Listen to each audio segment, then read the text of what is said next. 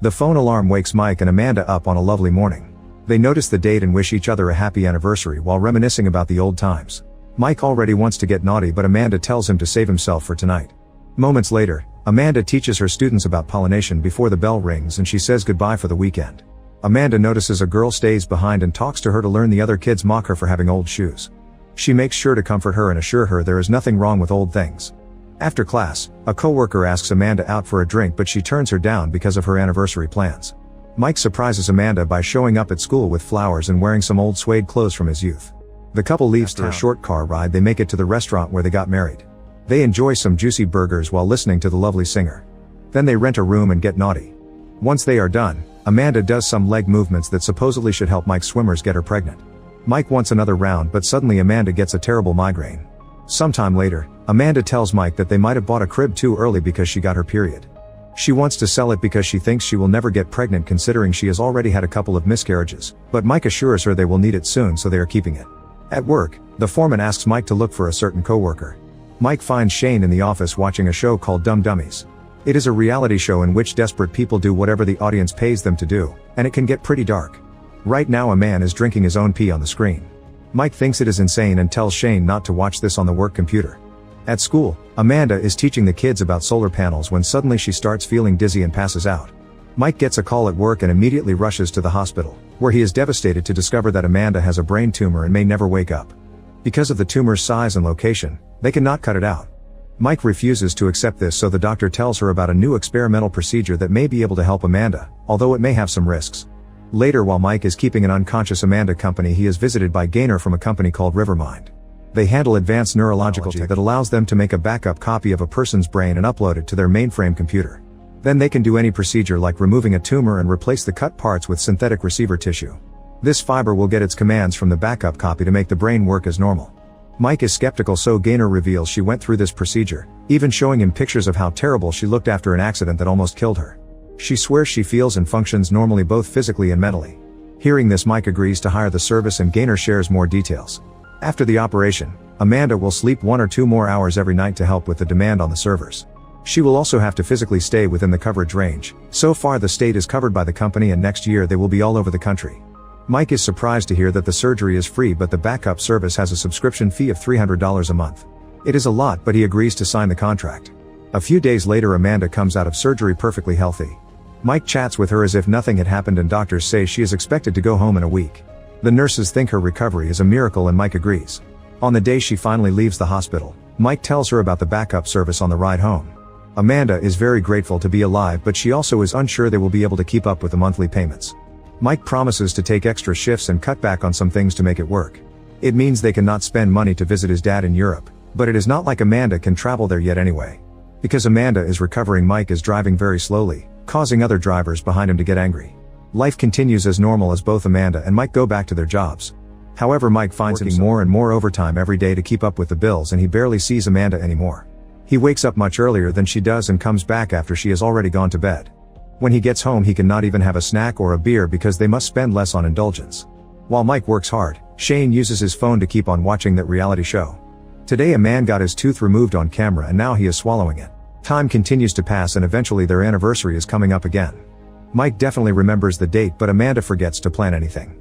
He wants to take her to the same restaurant and Amanda agrees, although she doesn't sound too excited about it. He also needs this break. The argument slowly gets worse, especially when Mike implies she doesn't work as hard because she doesn't do manual labor. This distraction causes Mike to miss their exit, and suddenly Amanda has trouble breathing until she passes out. Mike panics, and after checking on her he turns the car around to go to the hospital. As soon as they cross country borders, Amanda wakes up as if nothing happened. The next day the couple visits Gaynor to discuss what happened. She explains that Amanda is fine and Mike just drove past the area of coverage, but he denies it as he swears he followed the map. Gaynor clarifies that they are currently upgrading their towers so that they can offer a new subscription service that has extended coverage. These new towers are already in areas of the country, so if the couple just wants to leave their simple town they have to pay for the upgraded subscription, which costs $800. Amanda freaks out as she points out they cannot afford it, so Gaynor reminds them they can keep their current subscription and stay home. As days pass, Amanda notices that she is sleeping more and feels like there is an electronic whistling in her head. While telling Mike this over breakfast, Amanda keeps getting coffee types confused as if they were not drinking the same things as always. Later at school, Amanda starts inserting advertising during her teaching, but she doesn't even realize that she is doing it. The kids repeat these things thinking they are part of the lesson. After class, a kid asks Amanda for advice on how to deal with his parents' divorce, and she responds by telling him to get Christian counseling, which is another. That night the couple tries to get dirty, but Amanda keeps trying to sell adult products. Mike interrupts their fun time because the mood has been killed and asks her what she is talking about, but she still has no idea. When he pulls away, Amanda drops a new ad for a groin dysfunction gel, and Mike finally realizes what is going on. The next day they see Gaynor again, and she explains those are commercial messages as if it was obvious and normal. Apparently it is something that they are testing as part of the evolution of the different packages. Amanda snaps and asks her to stop calling them messages because they are ads, but Gaynor just tells them to upgrade to Rivermind Plus if they want to get rid of them. Unfortunately they cannot afford it, and Amanda calls the company sick. Later at school, Amanda tells the poor girl to get better shoes because of another ad. Then she is called by the principal because parents have complained about Amanda advising their son to get Christian counseling. Amanda gets frustrated when she realizes the ads are happening in school too, but before she can explain, another ad directed at the principal interrupts her. When Amanda gets home, she informs Mike that if they don't stop the ads, she will get fired and they won't even be able to afford the basic package. After Amanda goes to bed, Mike goes to the guest room and locks the door with a chair. Then he puts on and creates an account on Dumb Dummies to start making some extra money. The next morning, Amanda is already sharing ads over breakfast. Uses the money he made last night to update the package, which instantly ends an ad while it is still going. However, he tells his wife he got some extra money from his extra shifts and promises to take her to the restaurant for their next anniversary. When Amanda returns to the school, the boy she gave advice to won't talk to her anymore. Every night Mike continues to appear on the reality show and keep asking for much crazier things. At first he refuses, but when he gets a message reminding him he has to keep paying for the premium package, he has no choice but to entertain the chat. This is how his tongue ends on a mousetrap. As days pass, Amanda sleeps 12 hours a night.